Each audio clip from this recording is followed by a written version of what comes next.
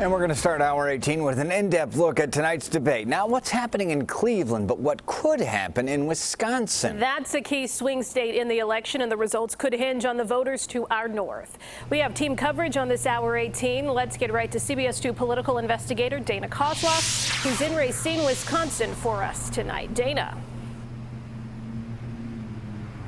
Erica and Brad, political pollsters and strategists believe November's election might hinge on 6 states at the most, but Wisconsin could be the most critical for many reasons. President Trump won here by less than 1% back in 2016, and polls show that it is an evenly divided state between Democrats and Republicans, almost exactly split down the middle. And for those reasons and many others, many also think that the results here in Wisconsin won't be known until well after November 3rd.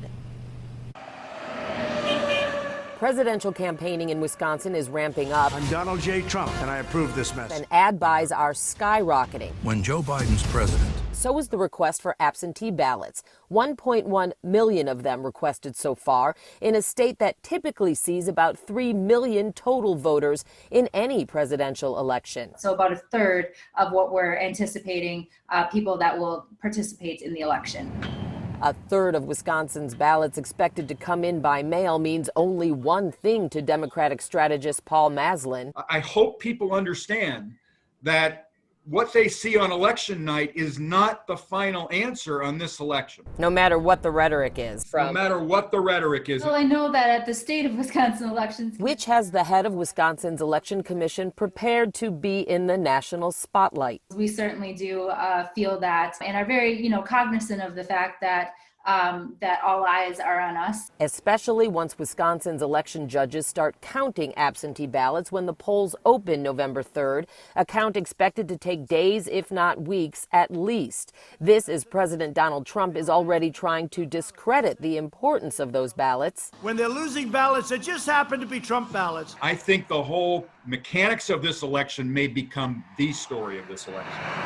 Especially in a state like Wisconsin, where presidential voter turnout is traditionally high, the outcome typically close, and this year a recount entirely possible. We always operate our elections as if there will be one. Of course, we never want that to be the case, but we're ready and we're prepared should that be the event.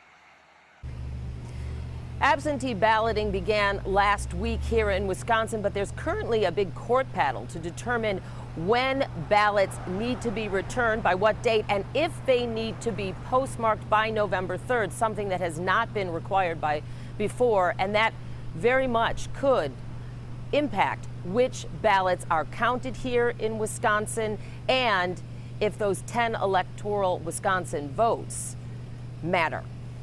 Brad and Erica. All right, so Dana, when is the final decision expected on that legal fight? Any idea of this timeline?